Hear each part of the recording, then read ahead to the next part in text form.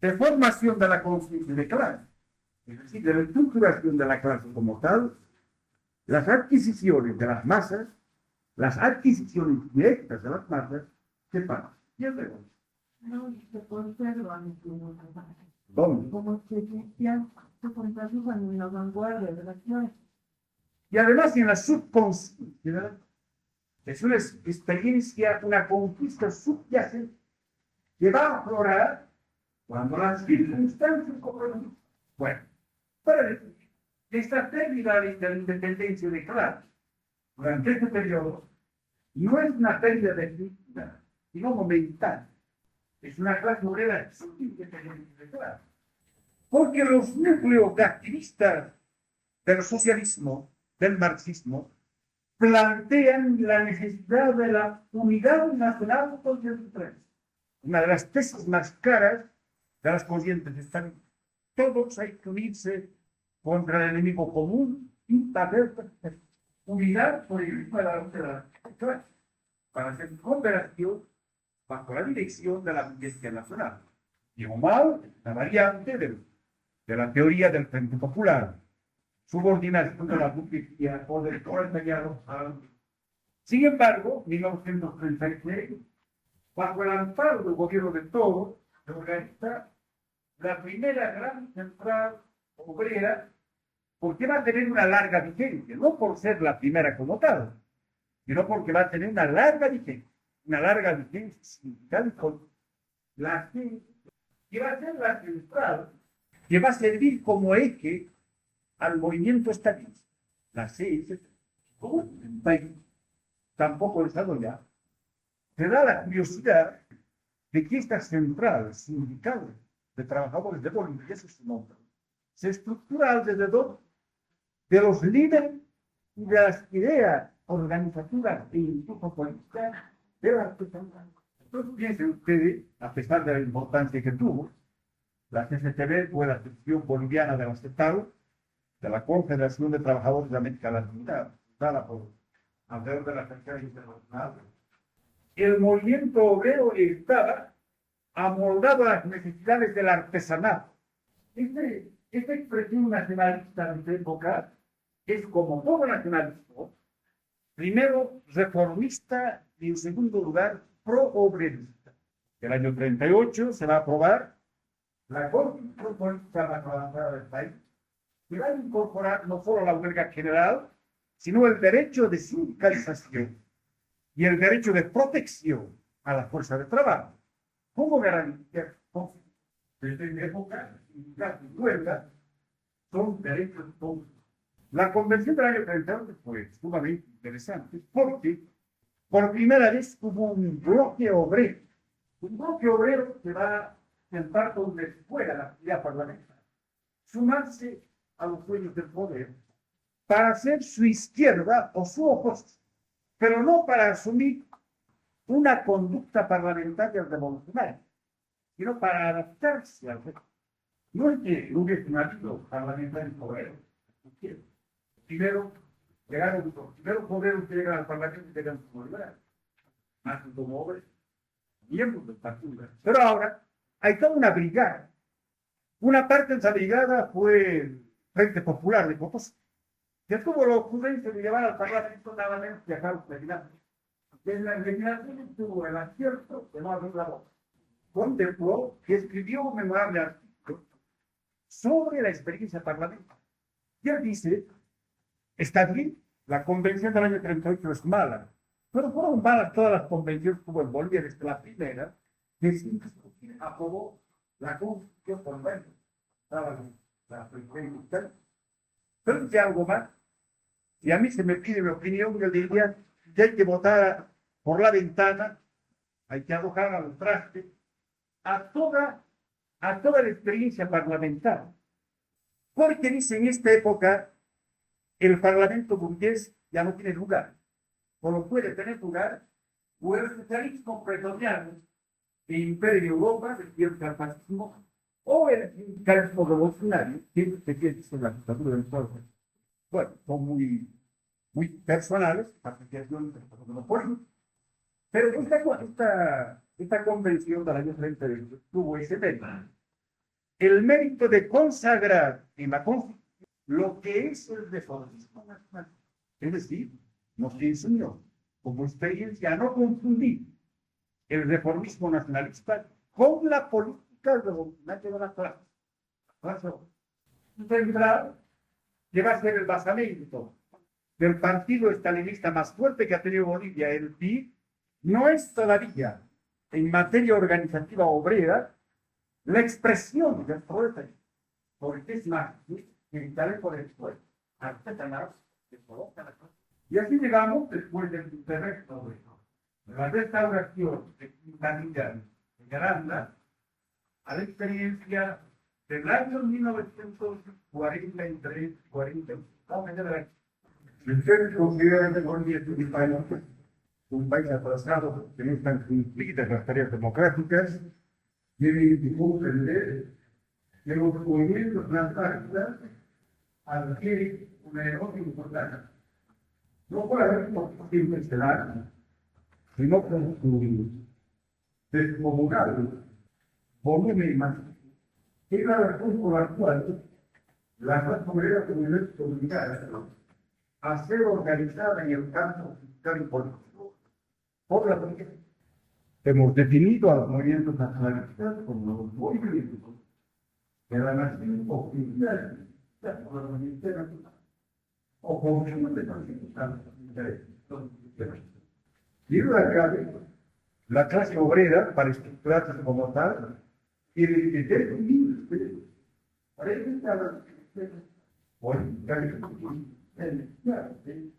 de los movimientos nacionales.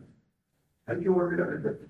Se trata no solo de que la nación sea liberada, no de que se recupere, pero por la guerra. Ahora, ¿cuál es el país? En el año 1943 se funda no el primer gobierno nacional, no fue el gobierno nacional, el gobierno conformado por la Repa y la Guerra. Este golpe de Estado que integró a este eje político intentó desde el poder consumar las tareas democráticas, desarrollar a Bolivia en el marco capitalista. Es que la constante temática de los movimientos nacionales, una y otra vez, a intentar las tareas democráticas en el marco del capitalismo. Modernizar el país, volverlo capitalista. Más tarde, la reforma agraria va a tener la misma intensa. Y me la de paz no solo entró en tanta ficción como extraño, que significó importando los movimientos diplomática y económicamente, varios países. No hubo reconocimiento de hecho funcionar el mecanismo funcional. La consulta del ministro de Relaciones Exteriores antes de reconocer a un gobierno que atentase contra la democracia. La ficción proclama. Pero además, este gobierno tuvo que enfrentarse internamente contra la alianza constitucional. Sabe que el sector no solamente apoyado en el capital financiero, pero el sector de la clase dominante que vivía de la explotación de los siervos, se llamó la roja, en el lenguaje boliviano. Esto era pensando que la roja cambió con el dictador. En ese momento representada por el PIB, conformar la llamada unidad nacional contra el gobierno del MDR y de Picante. No es el equipo constante del PIB, sino más que la aplicación de la política de unidad nacional de Frente Popular difundida desde Bogotá.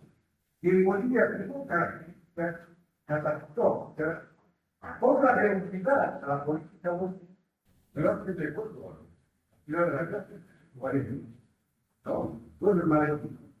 El gobierno no tuvo más remedio que volcarse hacia los campesinos y hacia el sector no controlado, no controlado. Dicho ayer que la CCB era el instrumento sindical del Estado. pero era un instrumento sindical que funcionaba en las ciudades, era básicamente artesanal, no una orgánica construcción, el movimiento minero fundamental del proletariado que daba al margen de la sociedad. El gobierno organiza la Federación de Mineros, en el conflicto de 144, en el Congreso de Guadalupe, desde el Ministerio del Trabajo, y políticamente, teniendo como eje la DPNR, que organiza la Federación de Mineros, como la industria política de los. Una y otra vez, cuando la clase dominante organiza la clase obrera, sí, para de ellos, o para levantar. Esta vez se trataba de lograr una gran solidez política y social organizando a los mineros y a los campos. De esta manera, la clase obrera está la obligar a madurar clase en el seno del gobierno nacional. Confirmando todo lo que hemos indicado, un año más tarde, un poco más, a comienzos de 1946, marzo de 1946, se puede constatar que la vanguardia de los mineros que habían sido organizados por el gobierno desarrolla una política antirrevolucionaria.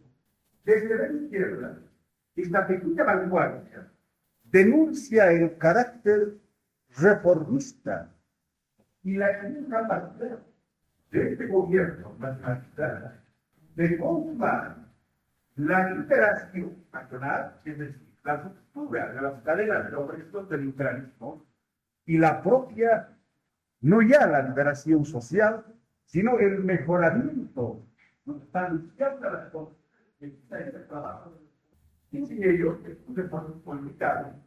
Y que además, ese gobierno se ha convertido en la agencia del imperialismo. Porque efectivamente, el MNR que llegó del Hidalgo era una como una impactante de que se tornaron rápidamente en el poder en agentes de los Estados Unidos y secundaron la política de los Estados Unidos. Se tornaron como y el político, la democracia, o hay lugar para una democracia independiente de los Estados Unidos. Efectivamente, el gobierno agarró a los comerciantes japoneses y alemanes, más connotados, los metió a los rindió a un campo de fútbol. Tan rápidamente se había votado el antiimperialismo de este gobierno nacional. Pero aún hacía falta mucho tiempo para que agotarse políticamente.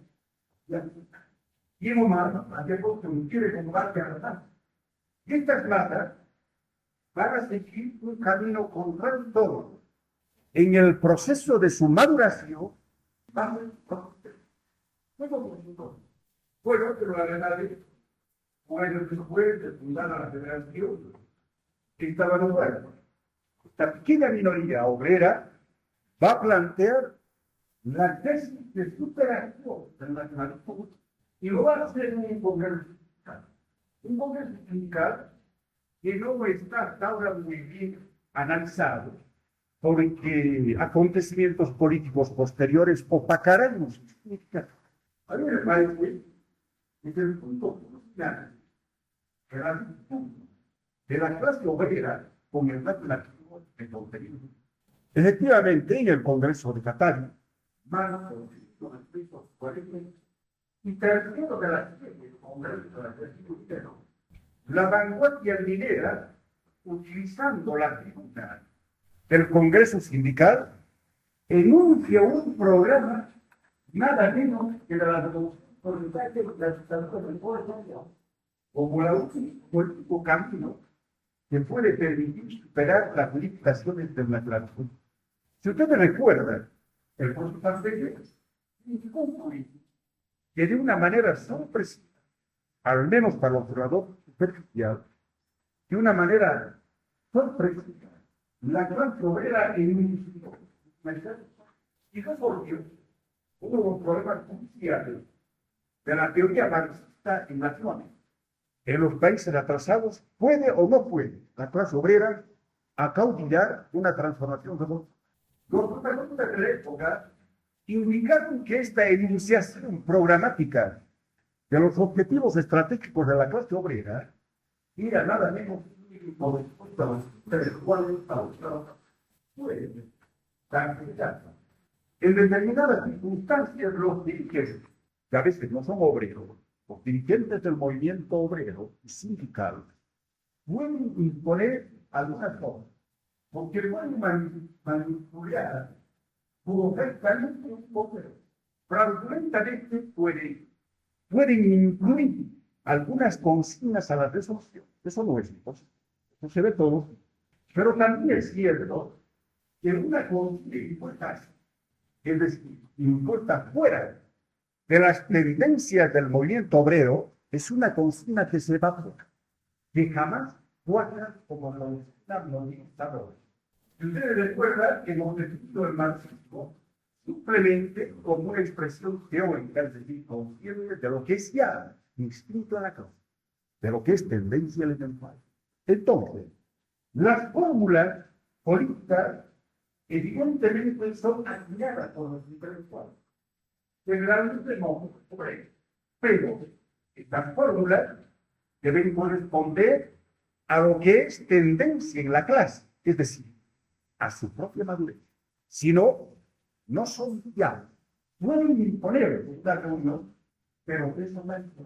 ¿Cómo explicar teóricamente el hecho de que el año 46, más o menos más de 30 años, más de 30 décadas, la clase obrera tuviese enunciado de manera tan categórica un problema?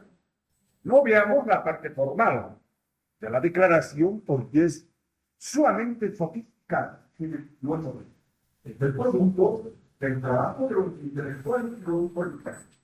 Porque van a tomar ellos el punto más elevado del desarrollo del marxismo mundial. Van a tomar el método y la terminología de los obreros que acaban de entrar. Este método de esta terminología. No, el método y la terminología estaban tomados. Pero eso no es lo decisivo. Lo decisivo es saber por qué la fórmula conquistada pudo corresponder a un estado de ánimo de los obreros, tocándose como quemar fuerza material, es decir, en palanca impulsora de la actividad de las masas. Y eso es ser fuerza material. Una idea que convierte en fuerza material cuando ella es capaz de dar el logro de estado de la actividad cotidiana. Una y otra vez siempre hay que plantearse el problema de que en qué condiciones la idea de contar. ¿Qué es el planteamiento de muy sintética? El planteamiento de la relación entre el programa y la clase, o el partido y la clase. ¿Qué es lo que queremos decir?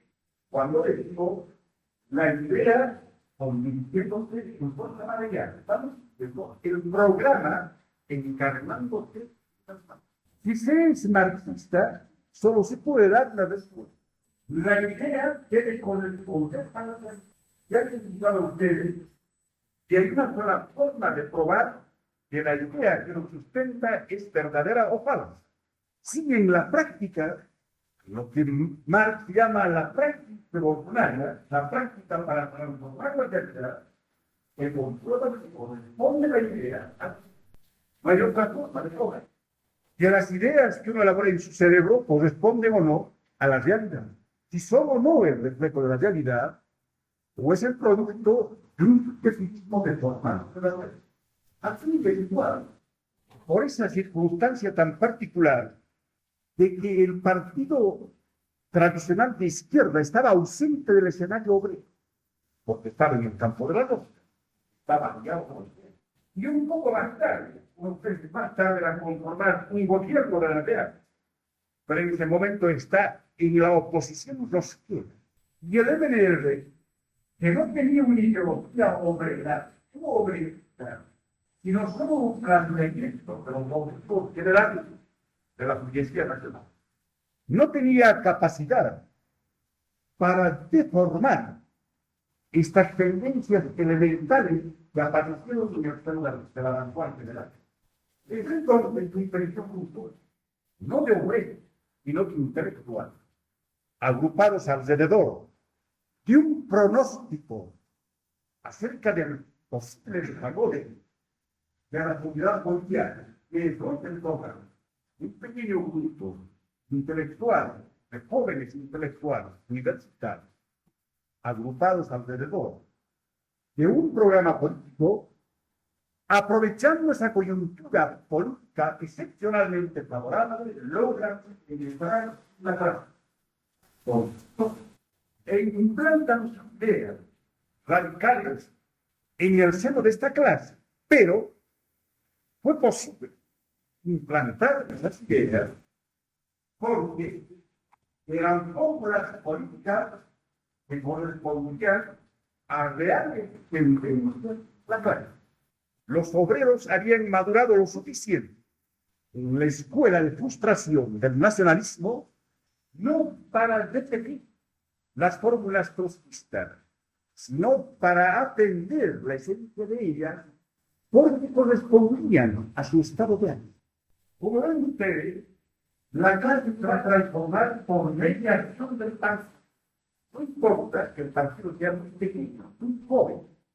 Y lógicamente, inclusive, su programa no esté totalmente elaborado, sino que estén dadas las líneas maestras del programa.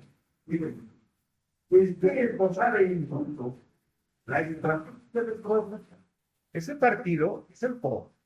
Repito, un pequeño partido, que no es un partido más, un partido de libertad, y que las circunstancias políticas le permiten penetrar en el seno de la masa y transformar a la masa. Esta vez el partido está actuando en el seno de la clase, conforme describe el marxismo la práctica revolucionaria.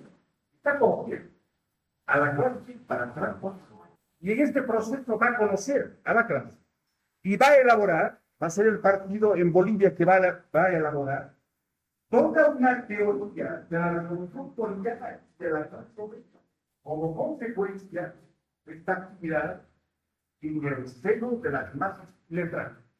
En ese instante y después se planteó el problema de cómo una clase obrera analfabeta, la clase obrera predominante de analfabeta, que entra como consecuencia de la clase de trabajo, ¿cómo pudo, si no enunciar, pero sí identificar, con una expresión tan especial, tan elaborada?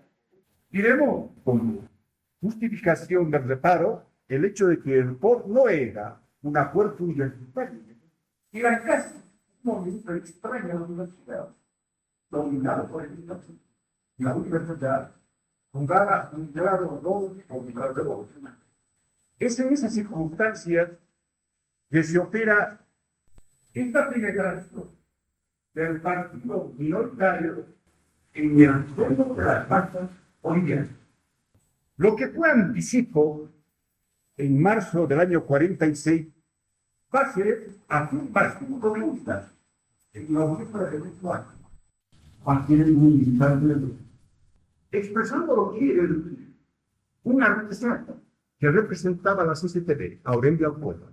Este acontecimiento va a mostrar que la clase recogió un poco cambio en su formación como tal. Porque si bien cogió las consignas fundamentales del programa de Pulacayo, o mejor, del programa de Cataluña, atribuyó estas consignas nada menos que a la. Es decir, a fin de ver contra quién se levantaron de esta lista. Los observadores políticos han quedado desconcertados al comprobar que el gobierno nacional estaba colocado entre el pueblo identitario y el pueblo del. La izquierda radical era antimovilitarista porque consideraba al MNR y al nacionalismo un instrumento de la opresión imperialista. Y el imperialismo sutil se levantó contra este gobierno nacionalista porque creía que detrás asomaban las manos comunes, que ponía la verdad sobre todo el mundo de la sociedad. A su modo, los dos estaban relativamente en lo cierto, pero no eran la misma cosa. No se podía confundir a la clase obrera radicalizada con la propaganda antinacionalista. Por fin, la clase obrera pudo atribuir autoritariamente sus propias consignas, que están intentadas en la necesidad de la dictadura de hoy, a un gobierno nacionalista que no quería ir más allá del régimen capitalista, porque no lograron comprender que el camino de su liberación pasaba por la estructuración de su propio partido. Es decir, no llegaron a comprender que había que transformar ese pequeño núcleo proscrito en el partido de nada. No maduraron para esta comprensión. Por eso, nos había la clase obstaculizó muy fuerte la propia clase. Un obstáculo para estructurar debidamente el instrumento de liberación de la clase.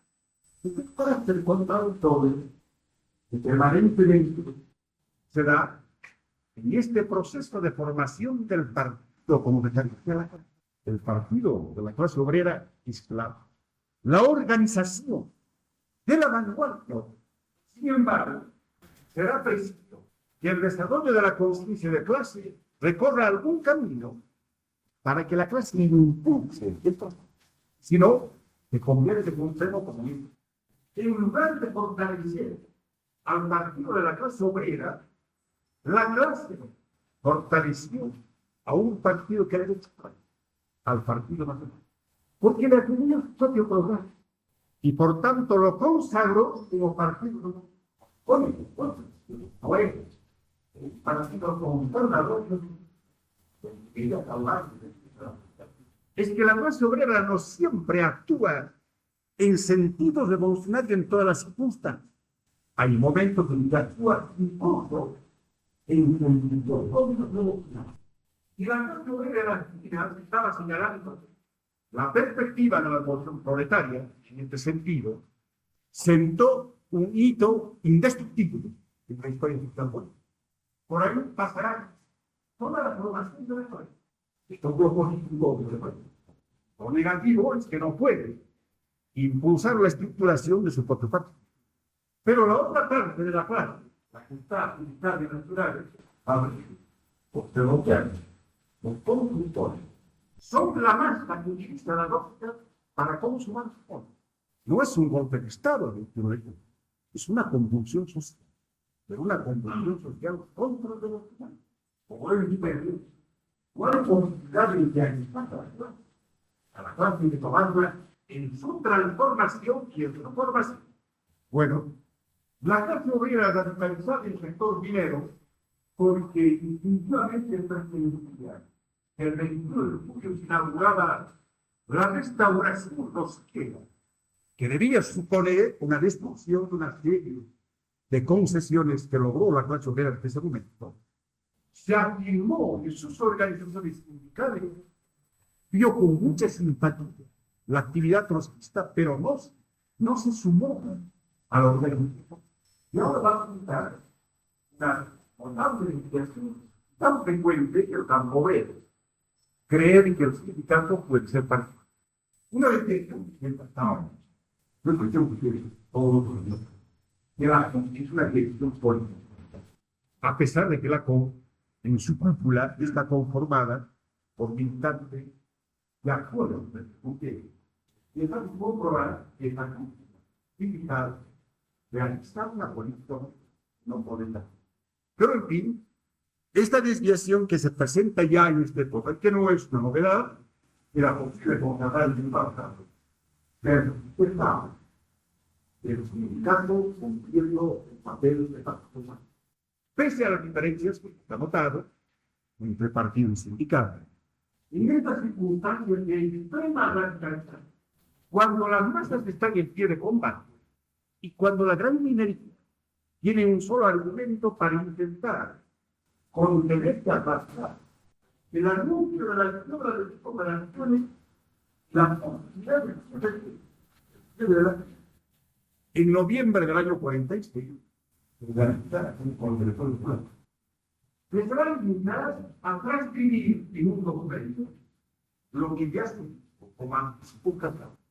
Dice, yo creo que es ley indiscutible del documento, que Bolivia es un país y que por lo tanto la organización colectiva está madura en este país para una transformación no socialista, sino para una transformación revolucionaria dirigida por el pueblo. Y la base de esta lucha debe asentarse en la alianza obrero-campesina, es decir, que las fuerzas motrices de la revolución son los obreros, los campesinos, y no la burguesía nacional, porque esta lucha de clase conduce a la dictadura del proletariado, y que solo hay una para la victoria de los explotados mecanismos, la victoria no nacional, no la familia. Entonces colocan en el término la acción directa, como el método propio de un trabajador, repudiando el legalismo y la conciliación con el gobierno de la naturaleza.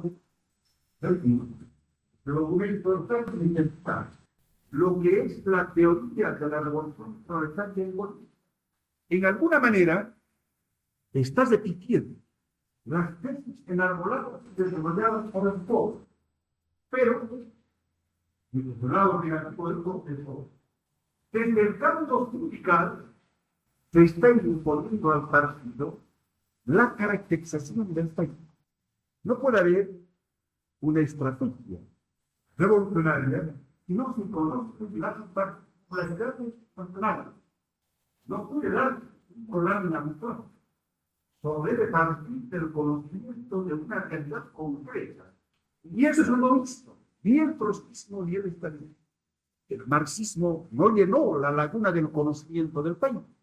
Actuaba en el vacío.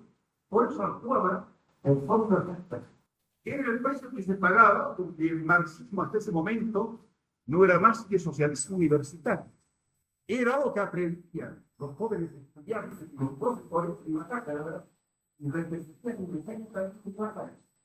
No era una creación de la masa. El marxismo no era todavía una actividad creadora, porque solo va a ser actividad creadora cuando se encargue en los subconjuntos. Por eso no es casual que la caracterización del país inicia del sindicato al partido. Esta medida que el sindicato creyó que podía ser el mismo partido y así obstaculizó el adecuado desarrollo del partido político. Pero muy mal, la tesis de Huracán permitió a toda la clase dar un enorme salto en la evolución de su concepto y le colocó a la vanguardia de la clase obrera de la más radical, la más. Partiendo de esta evidencia, algunos críticos, entre ellos Gregorio Justo, que en alguna época por el campo política, indicaron que el año 52 la clase obrera debía tomar el poder. Si no lo hizo, o por culpa de los demás. En la justeza de la tesis de Huracán, pero olvida un hecho. No era el programa del partido, era el programa del sindicato. Es decir, llevaba las limitaciones inherentes al sindicato. No en Colombia, un problema fundamental. La relación del partido y la clase como el antecedente imprescindible para hacer posible la llegada de la clase.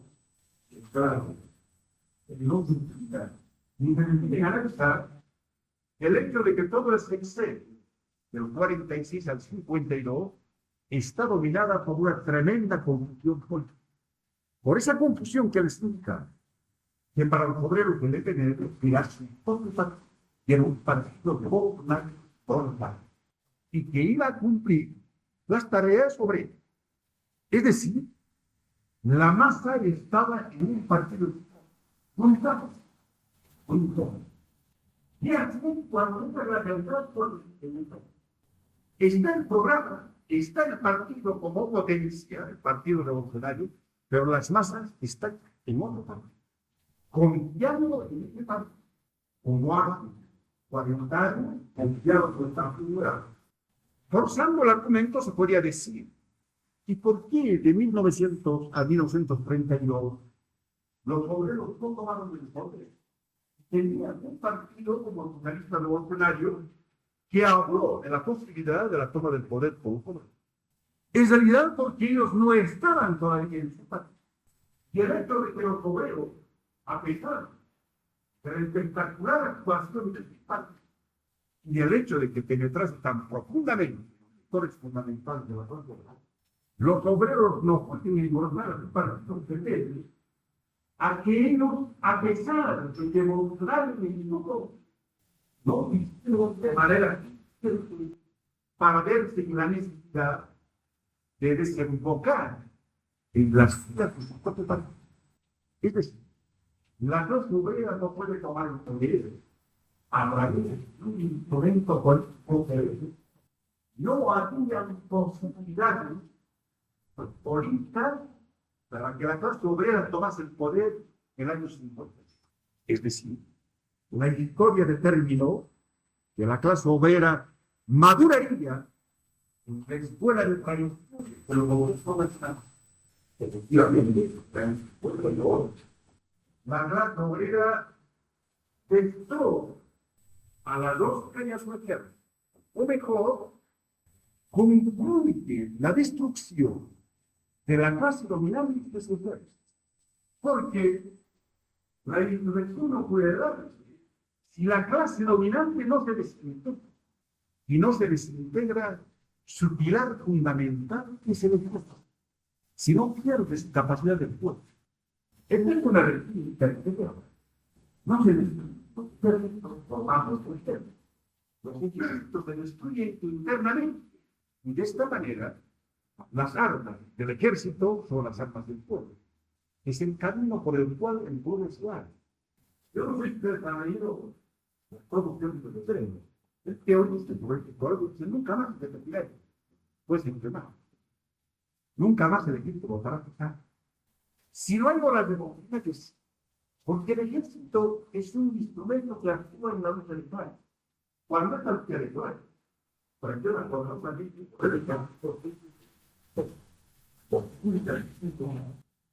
bueno, pero esa promesa de destrucción, un poco mal comprendida, porque se debe entender que los obreros desarmados, batalla frontal, tuvieron un ejército poderosamente armado, puede darse, por muy heroico, pero obreros. Porque hay que preguntar por qué en la crisis de noviembre los obreros no destrozaron. Los tomaron, pero no pudieron destrozaron. Es que ahí no se produjo esa fisura que se dio en el año 52. No se excepcionó. No se da todo. Solo se da en el punto culminante de la gente. De la jornada de noviembre, y de alguna forma mostraron la posibilidad de este ascenso, pero no fue.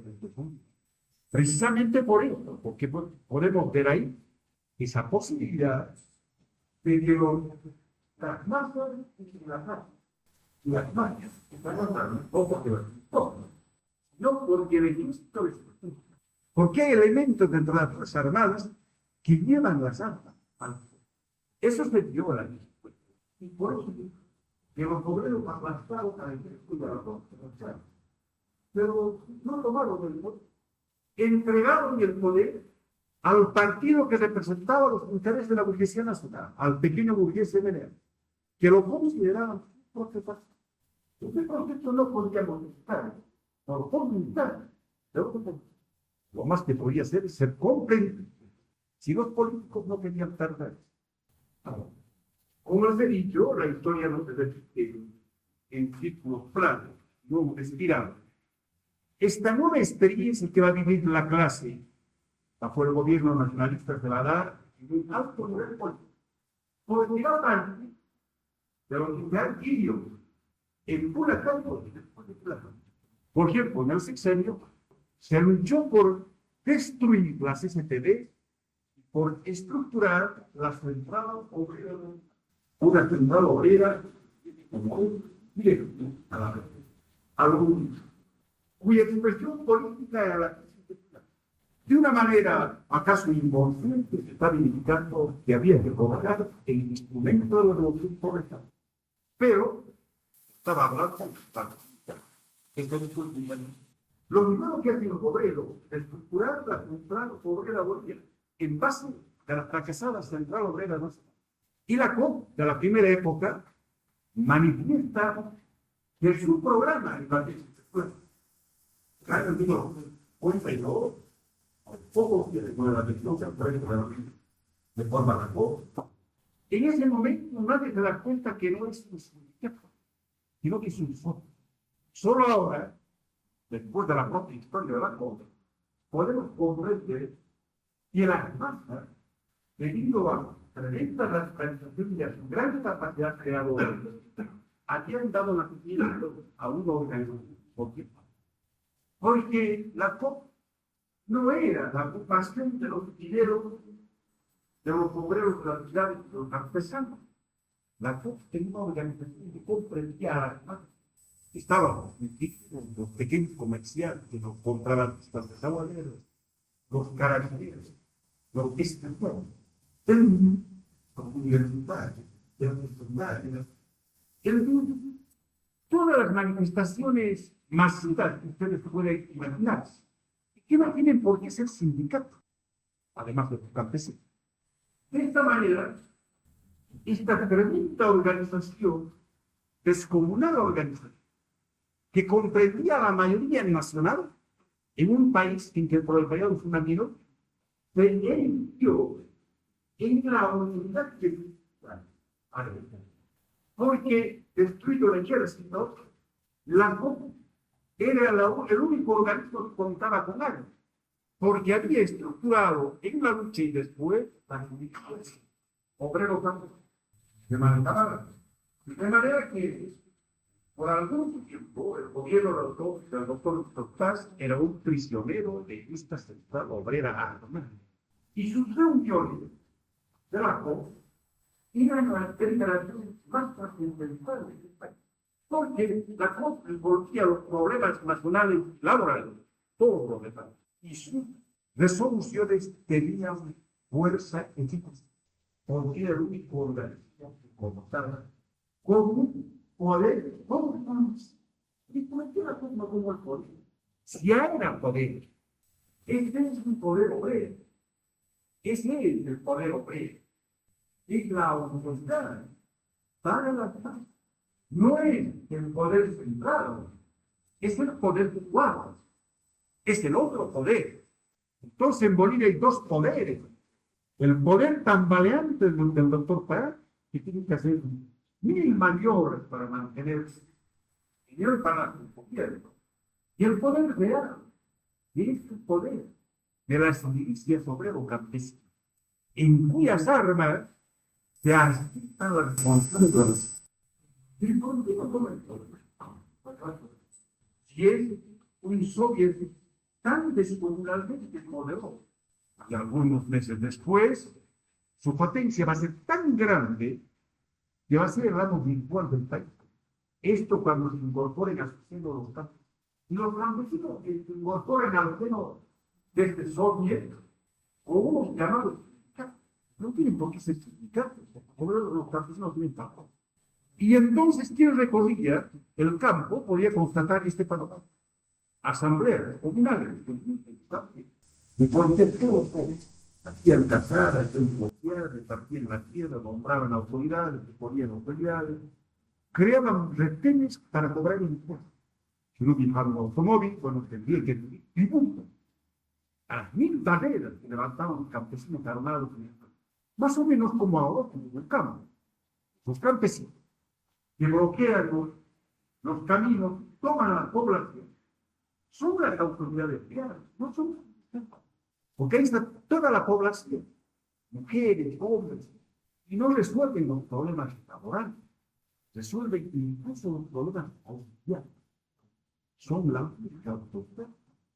Entonces han rebasado el límite de esa organización tradicional del proletariado sindical, pero que tiene tremenda tremenda rigidez organizativa y limitación política. Todo eso ha quedado roto en el pueblo. En el época más cultural, o sea, el pueblo. Es de época de invasión. Y la formación de la clase. Porque nuevamente vamos el problema. Si el 52 es imposible porque las masas están en otro lugar, después del 52, las masas estaban en su propia organización, pero mucho más fuerte. Todo organismo de masa, caso todo organismo de masa, no importa qué otro nombre, pues masa también sindicato, como en este caso, eso no importa. ¿Cuál es el concepto? Y todos estos organismos no son de por sí revolucionarios. Voy a un broche de error que ahora se comete cuando se ve la conducta de la dirección de la cosa. ¿Cómo es cómo debe ser su conducta revolucionaria? Pero no lo es burguesa. Porque la orientación de los organismos de masa depende de su dirección política. ¿Quién? ¿Qué pasa? Y no depende ni siquiera de su programa. Esto es lo importante, este problema para que arranca de la diferencia que hay entre casos partidos. Y no depende del programa. Porque puede tener un socio que publicando un programa revolucionario. La COP de la primera época la tuvo. La Federación de Mineros actual. Porque como es un organismo heterogéneo, casos está conformado por diferentes capas, diferentes tendencias políticas y ideológicas. El programa en este caso precisa de una dirección que la realiza. Y si la dirección se extraña, como ahora, por ejemplo, la dirección de la COP, este programa es así. El programa no. Uno de los errores del Liborio Justo radical en creer que los organismos obreros, si aprueban un programa revolucionario, ya actúan. No. Para eso será preciso todavía que el Partido Revolucionario controle ideológicamente el sindicato o el FOC. El año 52, la dirección de la COP, en los mejores momentos de la COP, era la dirección. Era la dirección. El co-gobierno, COP-MNR, era un co-gobierno de los sectores que no era un co-gobierno de la clase o con la pequeña unión. No. Es un organismo, la COP, policlasista, no obrero, que no es de estar en